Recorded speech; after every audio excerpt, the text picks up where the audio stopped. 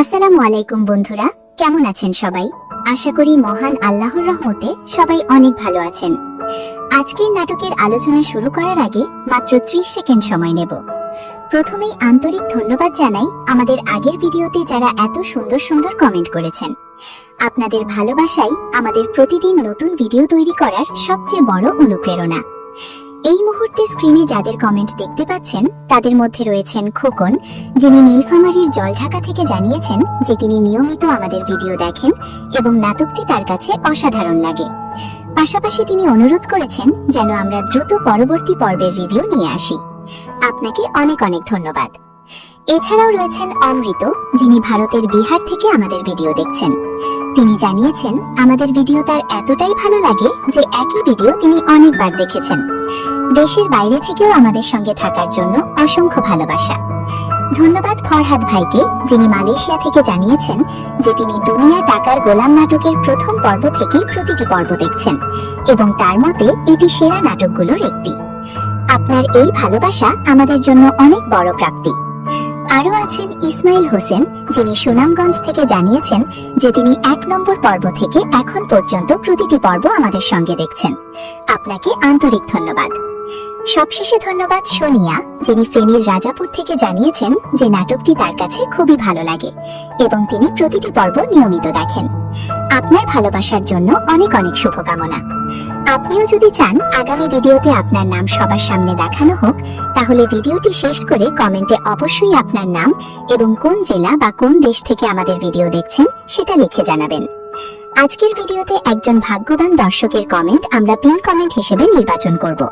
আর আমাদের চ্যানেল এখন 1 লক্ষ সাবস্ক্রাইবারের খুব কাছাকাছি, তাই এখনই চ্যানেলটি সাবস্ক্রাইব করে আমাদের পরিবারের একজন সদস্য হয়ে যান।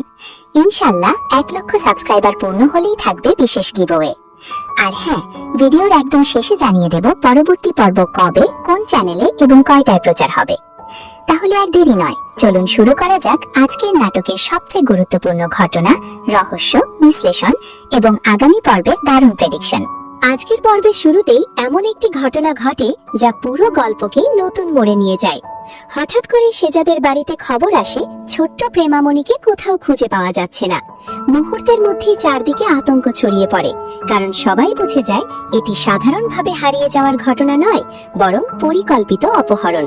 খবরটি শোনার সঙ্গে সঙ্গেই সেজাদ আর এক মুহূর্ত দেরি করে না। সে নিজের লোকদের ফোন করে পুরো শহরে তল্লাশি চালানোর নির্দেশ দেয়।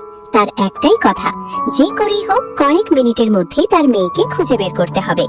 একজন বাবার কণ্ঠে তখন রাগ, আতঙ্ক আর অসহায়ত্ব সবকিছুই একসঙ্গে ফুটে উঠছিল। অন্যদিকে অপহরণকারীরা প্রেমামণিকে নিয়ে পালিয়ে যায়। তাদের কথাবার্তা শুনেই বোঝা যায় তারা খুব দ্রুত শিশুটিকে অন্য কোথাও বিক্রি করে দেওয়ার পরিকল্পনা করছে। অর্থাৎ এই অপহরণের পেছনে একটি বড় মানব পাচার চক্র জড়িত থাকতে পারে। কিন্তু তারা হয়তো জানতো না তারা যার মেয়েকে অপহরণ করেছে তিনি হচ্ছেন সেজাদ চৌধুরী। এরপর শুরু হয় এক দুর্দান্ত অ্যাকশন দৃশ্য। সেজাদ নিজের লোকজন নিয়ে অপহরণকারীদের আস্তানায় পৌঁছে যায়। একাই একের পর এক সন্ত্রাসীকে ঘায়েল করতে থাকে। তার রাগ দেখে মনে হচ্ছিল আজ কেউই তার হাত থেকে রেহাই পাবে না। অবশেষে সেজাদ প্রেমামণিকে উদ্ধার করতে সক্ষম হয়। অপহরণকারী নারীকে সে স্পষ্ট জানিয়ে দেয় যদি সে নারী না হতো তাহলে আজ তার শাস্তি আরো ভয়াবহ হতো। এই দৃশ্যের মাধ্যমে আবারও বোঝা গেল নিজের পরিবারের ব্যাপারে সেজাদ কতটা ভয়ঙ্কর হয়ে উঠতে পারে। তবে এখানেই শেষ নয়, একই সময়ে অন্য একটি রহস্যময় ঘটনা ঘটতে থাকে। এক নারী গোপনে হাসপাতালে ফোন করে নিশ্চিত হতে চায় গুলিবিদ্ধ হওয়ার পর সেজাদ সত্যিই বেঁচে আছে কিনা। হাসপাতাল থেকে যখন জানানো হয় যে অপারেশন সফল হয়েছে এবং সেজাদ সুস্থ হয়ে উঠছে, তখন তার মুখে এক অদ্ভুত হাসি ফুটে ওঠে। এরপরে সে আরেকটি পরিকল্পনা করে। তার লক্ষ্য এখন একটি রহস্যময় লকারের অবস্থান খুঁজে বের করা। সে বুঝতে পারে এই লকারের মধ্যেই এমন কিছু গোপন তথ্য রয়েছে যা পুরো খেলার মোড় ঘুরিয়ে দিতে পারে। তাই সে সিদ্ধান্ত নেয় সেজাদের অফিসে গিয়ে যে কোনো মূল্যে সেই তথ্য বের করবে। এদিকে সেজাদের মা সাফিজকে আলাদা করে ডেকে খুব গুরুত্বপূর্ণ একটি নির্দেশ দেন। তিনি বলেন সেজাদের স্মৃতি ফিরে এলেও গত 6-7 মাসে যা যা ঘটেছে তার কিছুই এখন বলা যাবে না, কারণ ডাক্তার পরিষ্কারভাবে জানিয়েছেন এই মুহূর্তে সেজাদের মস্তিষ্কে কোনো ধরনের মানসিক চাপ দেওয়া যাবে না। সাফিজ প্রথমে অবাক হয়ে গেলেও শেষ পর্যন্ত ম্যাডামের সিদ্ধান্ত মেনে নেয়। এতে বোঝা যায় সেজাদের কাছ থেকে এখনো অনেক বড় বড় সত্য লুকিয়ে রাখা হচ্ছে, আর এই গোপন সত্যগুলো সামনে এলে গল্পে আরো বড় বিস্ফোরণ ঘটতে পারে। এরপর সেজাদ হঠাৎ করেই তার গোল্ড ব্যবসার পার্টনারদের নিয়ে একটি জরুরি মিটিং ডাকে। সবাই ভেবেছিল সেজাদ হয়তো এখনো দুর্বল অবস্থায় আছে, কিন্তু মিটিং রুমে ঢুকেই সে সবাইকে চমকে দেয়। তার আত্মবিশ্বাস, কথাবার্তা আর কঠোর আচরণ দেখে স্পষ্ট বোঝা যায় আগের সেই প্রভাবশালী সেজাদ চৌধুরী আবার ফিরে এসেছে। সে সবার সামনে ঘোষণা করে এখন থেকে গোল্ড ইম্পোর্ট এক্সপোর্ট ব্যবসার একমাত্র নিয়ন্ত্রণ তার হাতেই থাকবে। এতজন পার্টনারের আর কোনো প্রয়োজন নেই। এই ঘোষণা শুনে উপস্থিত সবাই হতবাক হয়ে যায়, কারণ কেউই কল্পনা করতে পারেনি হাসপাতাল থেকে ফিরেই সেজাদ এত বড় সিদ্ধান্ত নিয়ে ফেলবে। সেজাদের কথায় পুরো মিটিং রুমে এক অস্বস্তিকর নীরবতা নেমে আসে। কেউই বুঝে উঠতে পারছিল না এখন তাদের কি করা উচিত। ঠিক তখনই সেজাদ টেবিলের ওপর একটি পিস্তল রেখে এমন একটি সিদ্ধান্ত জানায় যা শুনে সবাই রীতিমতো আতঙ্কিত হয়ে পড়ে। সে বলে, উপস্থিত সবাই নিজেদের মধ্যে একজনকে বেছে নেবে। যে ব্যক্তি পিস্তলটি হাতে তুলবে সেই বাকি সবাইকে গুলি করবে, আর শেষ পর্যন্ত যে বেঁচে থাকবে সেই হবে সেজাদের নতুন বিজনেস পার্টনার। প্রথমে সবাই মনে করেছিল হয়তো সেজাদ মজা করছে, কিন্তু তার চোখের ভাষা দেখে সবাই বুঝে যায় সে একদম সিরিয়াস। অনেকক্ষণ কেউ সাহস করে পিস্তলটি হাতে নিতে পারেনি, কারণ এতদিন একসঙ্গে ব্যবসা করা মানুষদের হত্যা করা কোনোভাবেই সম্ভব নয়। ঠিক তখন একজন সাহস করে সামনে এগিয়ে আসে, কিন্তু সে সেজাদকে জানিয়ে দেয় নিজের স্বার্থের জন্য নিরীহ মানুষকে হত্যা করা তার পক্ষে সম্ভব নয়। দরকার হলে সে নিজেই মারা যাবে, কিন্তু অন্যদের জীবন নেবে না। এই উত্তর শুনে সেজাদের মুখে এক চিলতে হাসি ফুটে ওঠে। আসলে পুরো বিষয়টাই ছিল একটি পরীক্ষা। সে দেখতে চেয়েছিল তার ব্যবসায় এমন কোনো মানুষ আছে কিনা যে টাকার লোভের চেয়ে সততা আর মানবিকতাকে বেশি গুরুত্ব দেয়। সেই পরীক্ষায় উত্তীর্ণ হওয়ায় সেজাদ তাকেই নিজের নতুন পার্টনার হিসেবে ঘোষণা করে। অন্যদিকে যাদের এতদিন পার্টনার হিসেবে দেখা গেছে তাদের সবাইকে ব্যবসা থেকে বের করে দেওয়া হয়। এরপর সেজাদ নিজের বিশ্বস্ত মানুষ সাবির সাহেবকে নির্দেশ দেয়, আজ থেকে গোল্ড বিজনেসের যত ফোন কল আসবে সব তিনি রিসিভ করবেন এবং প্রতিটি ডিল তিনি পরিচালনা করবেন। এতেই বোঝা যায় সেজাদ ধীরে ধীরে আবার নিজের সাম্রাজ্য পুরোপুরি নিজের নিয়ন্ত্রণে নিয়ে আসছে। এদিকে বাড়িতে অন্য এক নাটকীয় পরিস্থিতি সৃষ্টি হয়। সেজাদের এক আত্মীয় ফোন করে তার সঙ্গে দেখা করতে চাইলে ফাতেমা নানা অজুহাত দিয়ে তাকে আসতে নিষেধ করে, কারণ সে জানে সেজাদের স্মৃতি ফিরে এলেও এখনো অনেক সত্য তার অজানা। বিশেষ করে সেই রহস্যময় লকারের বিষয়টি সামনে এলে নতুন বিপদ তৈরি হতে পারে। ফোনে কথা বলতে গিয়েই ফাতেমা অসাবধানতাবশত এমন কিছু তথ্য বলে ফেলে যা শুনে অপর প্রান্তের ব্যক্তি আরো বেশি সন্দেহ করতে শুরু করে। তখন থেকেই সে সিদ্ধান্ত নেয় যে কোনো উপায়ে সেজাদের সঙ্গে দেখা করতেই হবে, অর্থাৎ এই ঘটনাটি ভবিষ্যতে নতুন একটি সংঘাতের ইঙ্গিত দিচ্ছে। অন্যদিকে প্রেমামণিকে নিয়ে সেজাদের আবেগঘন মুহূর্তও দেখা যায়। সে নিজের মেয়েকে সাহসের শিক্ষা দেয়, বলে জীবনে যত বড় বিপদই আসুক না কেন ভয় পেলে চলবে না, কারণ সে একজন সাহসী বাবার মেয়ে। এই ছোট্ট দৃশ্যটি প্রমাণ করে কঠোর ব্যবসায়ী সেজাদের ভেতরেও একজন স্নেহশীল বাবার অস্তিত্ব রয়েছে। এরপর আবার লকারের রহস্য সামনে আসে। সেজাদ নিজের অফিসের প্রতিটি ড্রয়ার, প্রতিটি ফাইল এবং প্রতিটি কাগজপত্র খুঁজে দেখার নির্দেশ দেয়। তার ধারণা সেই গুরুত্বপূর্ণ লকারের সূত্র হয়তো অফিসের কোথাও লুকিয়ে আছে। তাই সে তার সহকারীকে বলে সন্দেহজনক কোনো নথি পেলেই যেন সঙ্গে সঙ্গে তাকে জানানো হয়। এদিকে সেজাদ হঠাৎ আগের হামলার ঘটনাগুলো মনে করার চেষ্টা করে। সে বুঝতে পারে মোহাম্মদপুরে যেদিন তার উপর হামলা হয়েছিল সেদিন হামলাকারীদের মুখ ঢাকা থাকায় কাউকে চিনতে পারেনি, কিন্তু একটি বিষয় তার স্পষ্ট মনে আছে, একটি গাড়ি তাকে চাপা দেওয়ার চেষ্টা করেছিল, আর সেই গাড়ির ড্রাইভারকে সে এখনো চিনতে পারবে। এই সূত্র ধরেই সেজাদ নিজের লোকদের নির্দেশ দেয় যে করেই হোক সেই ড্রাইভারকে খুঁজে বের করতে হবে, কারণ তার বিশ্বাস ওই একজন মানুষকে ধরতে পারলে হামলার পেছনে থাকা আসল ষড়যন্ত্রকারীর পরিচয়ও বেরিয়ে আসবে। এখান থেকে গল্পটি আরো রহস্যময় এবং উত্তেজনাপূর্ণ দিকে এগিয়ে শুরু করে। এরপর সেজাদের লোকেরা সেই সন্দেহভাজন ড্রাইভারকে ধরে নিয়ে আসে। প্রথমে লোকটি ভয়ে কিছুই বলতে চাইছিল না, কিন্তু সেজাদের কঠোর জিজ্ঞাসাবাদের মুখে সে স্বীকার করে সেদিন তাকে শুধু গাড়ি চালানোর দায়িত্ব দেওয়া হয়েছিল। কে তাকে পাঠিয়েছিল সেটি সে নিশ্চিতভাবে জানে না, তবে সে এটুকু বলে যদি তাকে সেই ব্যক্তির ছবি দেখানো হয় তাহলে সে অবশ্যই চিনতে পারবে। এই একটি কথাতেই সেজাদের সন্দেহ আরো গভীর হয়ে যায়, কারণ এতদিন সবাই দাউদ খানের নাম বললেও এখন মনে হচ্ছে পুরো ঘটনার পেছনে অন্য কেউ কলকাঠি নাড়ছে। সেজাদ সঙ্গে সঙ্গে নির্দেশ দেয় ড্রাইভারকে যেন নিরাপদে রাখা হয়, কারণ ভবিষ্যতে এই লোকটাই সবচেয়ে গুরুত্বপূর্ণ সাক্ষী হতে পারে। অন্যদিকে বাড়িতে ফাতেমা সেজাদের যত্ন নেওয়ার চেষ্টা করলেও ইচ্ছা করেই তার থেকে কিছুটা দূরে দূরে থাকছে। বিষয়টি সেজাদের চোখ এড়ায় না। সে বারবার জানতে চায় ফাতেমা কেন এমন আচরণ করছে, কিন্তু ফাতেমা শুধু বলে সেজাদ এখনো পুরোপুরি সুস্থ নয়, তাই কিছুদিন সাবধানে থাকাই ভালো। কিন্তু দর্শক হিসাবে আমরা জানি ফাতেমার দূরে থাকার আসল কারণ অন্য। সে ভেতরে ভেতরে একটি বড় দ্বন্দ্বে ভুগছে, কারণ সেজাদের স্মৃতি হারিয়ে যাওয়ার সময় পরিস্থিতির চাপে তাকে রিশাদকে বিয়ে করতে হয়েছিল। এখন সেজাদ ফিরে আসার পর শরীয়তের দৃষ্টিতে নিজের অবস্থান নিয়ে সে ভীষণ অস্বস্তিতে পড়েছে। এরপর ফাতেমা সবকিছু খুলে বলে সেজাদের মায়ের কাছে। সে জানায় এভাবে আর সংসার করা তার পক্ষে সম্ভব নয়, কারণ তার মনে হচ্ছে সবকিছু নতুন করে ঠিক না করলে সে মানসিক শান্তি পাবে না। এমনকি সে বলে যদি প্রয়োজন হয় তাহলে আবার নতুন করে সেজাদের সঙ্গে বিয়ে হওয়াই সবচেয়ে সঠিক সিদ্ধান্ত। কিন্তু সেজাদের মা ভয়ে পেয়ে যান, কারণ সত্যিটা যদি এখন সেজাদ জানতে পারে তাহলে তার মানসিক অবস্থার উপর বড় প্রভাব পড়তে পারে। তাই তিনি বারবার ফাতেমাকে অনুরোধ করেন আপাতত বিষয়টি গোপন রাখতে। তবে ফাতেমার মুখের দিকে তাকিয়ে বোঝা যাচ্ছিল সে আর বেশি দিন এই সত্য লুকিয়ে রাখতে পারবে না। এদিকে গল্পে আবার নতুন একটি চমক আসে দুবাইয়ের ব্যবসাকে কেন্দ্র করে।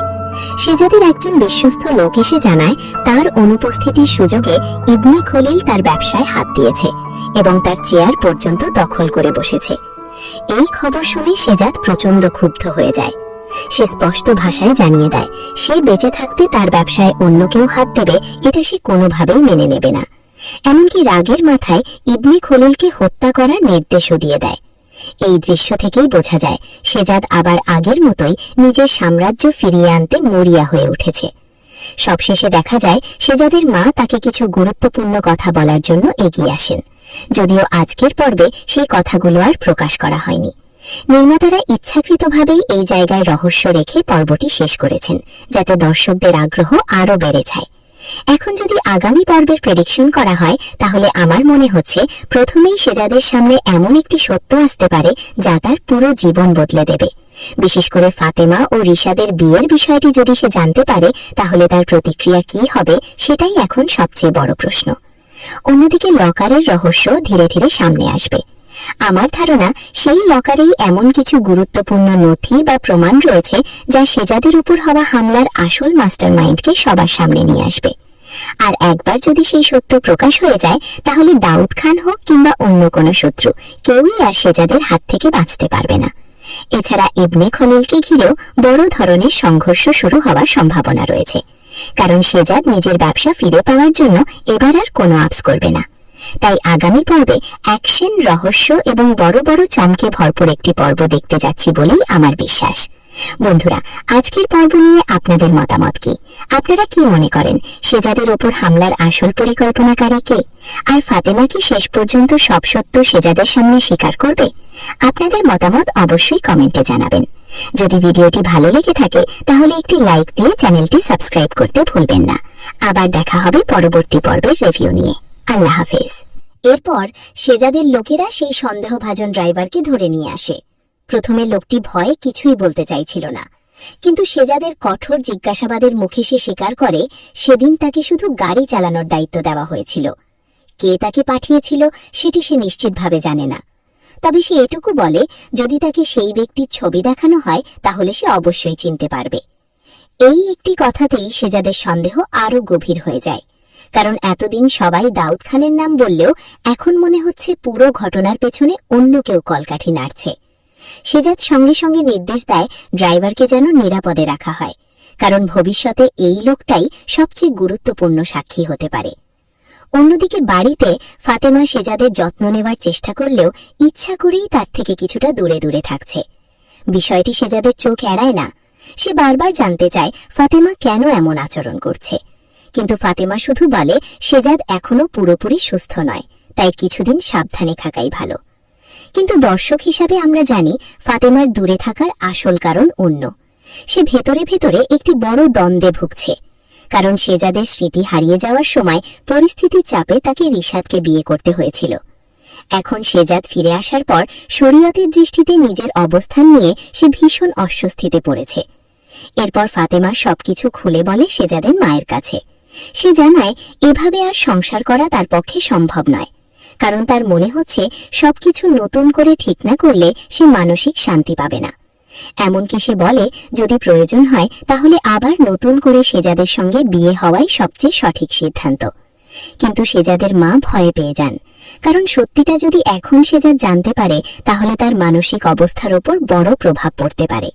তাই তিনি বারবার ফাতেমাকে অনুরোধ করেন আপাতত বিষয়টি গোপন রাখতে। তবে ফাতেমার মুখের দিকে তাকিয়ে বোঝা যাচ্ছিল সে আর বেশি দিন এই সত্য লুকিয়ে রাখতে পারবে না। এদিকে গল্পে আবার নতুন একটি চমক আসে দুবাইয়ের ব্যবসাকে কেন্দ্র করে। সেজাদের একজন বিশ্বস্ত লোক এসে জানায় তার অনুপস্থিতির সুযোগে ইবনে খলিল তার ব্যবসায় হাত দিয়েছে এবং তার চেয়ার পর্যন্ত দখল করে বসেছে। এই খবর শুনে সেজাদ প্রচন্ড ক্ষুব্ধ হয়ে যায়।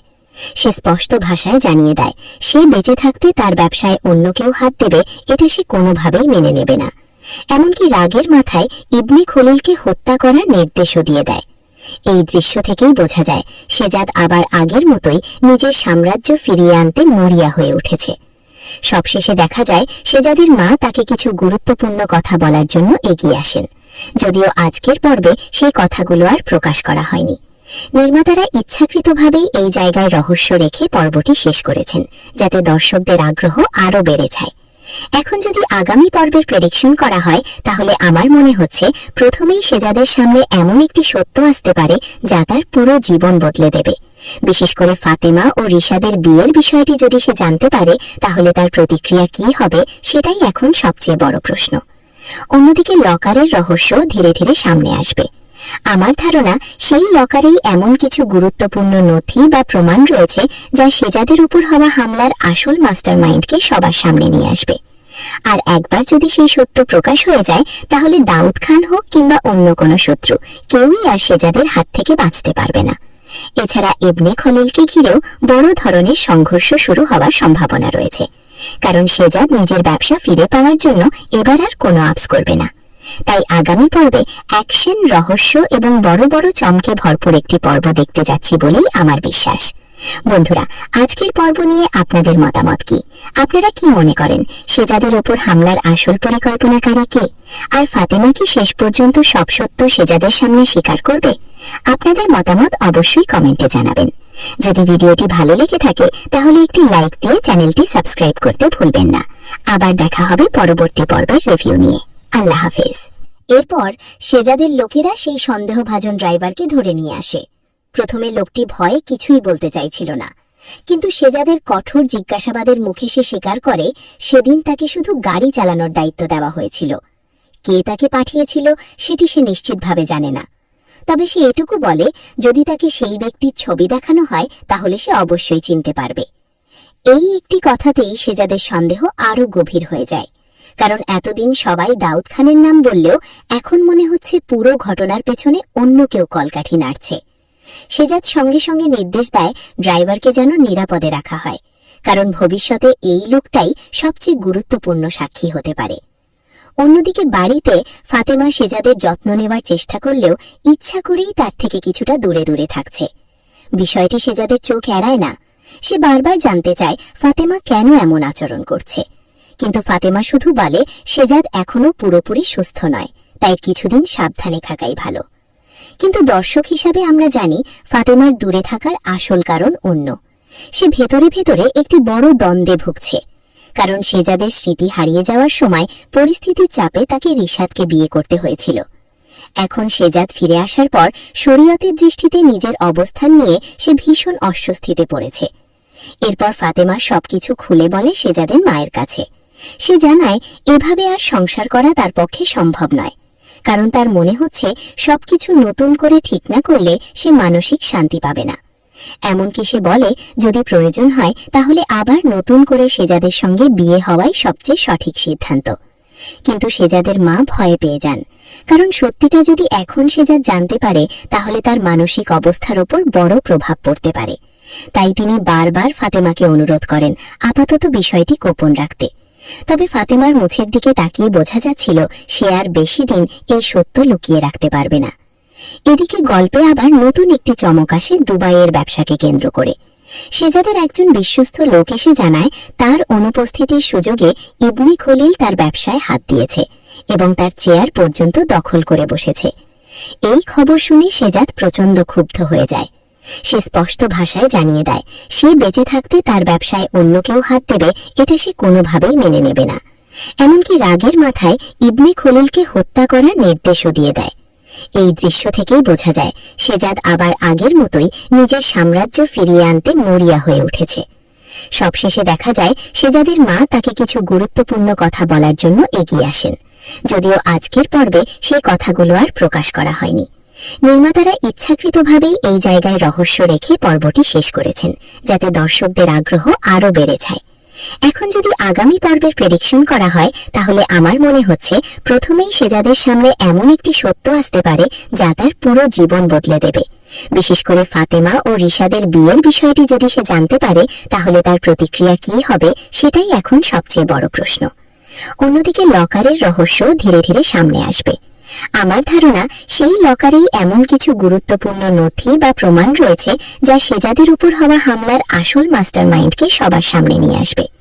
আর একবার যদি সেই সত্য প্রকাশ হয়ে যায়, তাহলে দাউদ খান হোক কিংবা অন্য কোনো শত্রু, কেউই আর শেজাদের হাত থেকে বাঁচতে পারবে না। এছাড়া ইবনে খলিলকে ঘিরেও বড় ধরনের সংঘর্ষ শুরু হওয়ার সম্ভাবনা রয়েছে, কারণ শেজাদ নিজের ব্যবসা ফিরে পাওয়ার জন্য এবার আর কোনো আপস করবে না। তাই আগামী পর্বে অ্যাকশন, রহস্য এবং বড় বড় চমকে ভরপুর একটি পর্ব দেখতে যাচ্ছি বলেই আমার বিশ্বাস। বন্ধুরা, আজকের পর্ব নিয়ে আপনাদের মতামত কি? আপনারা কি মনে করেন শেজাদের উপর হামলার আসল পরিকল্পনাকারী কে? আর ফাতেমা কি শেষ পর্যন্ত সব সত্য শেজাদের সামনে স্বীকার করবে? আপনাদের মতামত অবশ্যই কমেন্টে জানাবেন। যদি ভিডিওটি ভালো লেগে থাকে তাহলে একটি লাইক দিয়ে চ্যানেলটি সাবস্ক্রাইব করতে ভুলবেন না। আবার দেখা হবে পরবর্তী পর্বের রিভিউ নিয়ে। আল্লাহ হাফেজ। এরপর শেজাদের লোকেরা সেই সন্দেহভাজন ড্রাইভারকে ধরে নিয়ে আসে। প্রথমে লোকটি ভয়ে কিছুই বলতে চাইছিল না, কিন্তু শেজাদের কঠোর জিজ্ঞাসাবাদের মুখে সে স্বীকার করে সেদিন তাকে শুধু গাড়ি চালানোর দায়িত্ব দেওয়া হয়েছিল। কে তাকে পাঠিয়েছিল সেটি সে নিশ্চিতভাবে জানে না, তবে সে এটুকু বলে যদি তাকে সেই ব্যক্তির ছবি দেখানো হয় তাহলে সে অবশ্যই চিনতে পারবে। এই একটি কথাতেই শেজাদের সন্দেহ আরও গভীর হয়ে যায়, কারণ এতদিন সবাই দাউদ খানের নাম বললেও এখন মনে হচ্ছে পুরো ঘটনার পেছনে অন্য কেউ কলকাঠি নাড়ছে। শেজাদ সঙ্গে সঙ্গে নির্দেশ দেয় ড্রাইভারকে যেন নিরাপদে রাখা হয়, কারণ ভবিষ্যতে এই লোকটাই সবচেয়ে গুরুত্বপূর্ণ সাক্ষী হতে পারে। অন্যদিকে বাড়িতে ফাতেমা শেজাদের যত্ন নেওয়ার চেষ্টা করলেও ইচ্ছা করেই তার থেকে কিছুটা দূরে দূরে থাকছে। বিষয়টি শেজাদের চোখ এড়ায় না। সে বারবার জানতে চায় ফাতেমা কেন এমন আচরণ করছে, কিন্তু ফাতেমা শুধু বলে শেজাদ এখনো পুরোপুরি সুস্থ নয়, তাই কিছুদিন সাবধানে থাকাই ভালো। কিন্তু দর্শক হিসাবে আমরা জানি ফাতেমার দূরে থাকার আসল কারণ অন্য। সে ভেতরে ভেতরে একটি বড় দ্বন্দ্বে ভুগছে, কারণ শেজাদের স্মৃতি হারিয়ে যাওয়ার সময় পরিস্থিতির চাপে তাকে রিশাদকে বিয়ে করতে হয়েছিল। এখন শেজাদ ফিরে আসার পর শরীয়তের দৃষ্টিতে নিজের অবস্থান নিয়ে সে ভীষণ অস্বস্তিতে পড়েছে। এরপর